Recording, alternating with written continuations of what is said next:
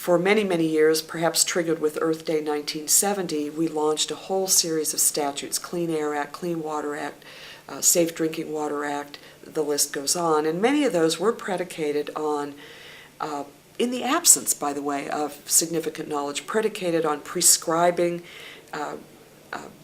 bag houses on electric utilities, or prescribing a 4-inch stubble rule on our grasslands to achieve environmental goals. They also tended to use regulatory tools, that is, fees, fines, or punishment, to motivate human action.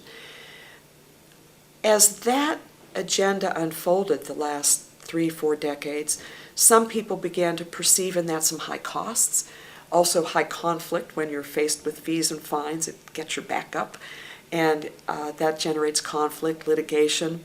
It wasn't my fault, don't charge me, or don't fine me. So some critics began to look at that and say, is there a way we can harness incentives? Is there a way we can harness the marketplace and actions in them to achieve environmental goals? And so folks in that community, for example, have put forth concepts like individual tradable quotas for fisheries, where instead of setting catch limits on fish, or instead of setting regulations on the kinds of equipment you could use, instead, in, I believe it is New Zealand, they allocated a certain number of, or a certain quota of fish that could be caught but traded among fisheries. And the result of that has been kind of the development of a little market in fisheries that actually overcomes what some people call the tragedy of the commons. That is, rush out there, catch as many as you can, and be done with it.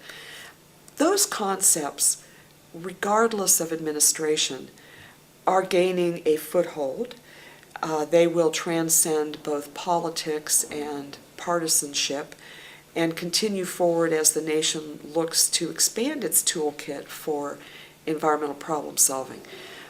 I think it's fair to say, however, that none of these tools, whether it's something like individual tradable quotas, whether it's something like a conservation bank, where someone invests in restoring lands and then someone who's a developer buys credits from that restoration in order to proceed with their development. Those market-based tools won't supplant the regulatory tools. They complement one another. They're part of the large and multifaceted suite of tools we need to really address environmental problems.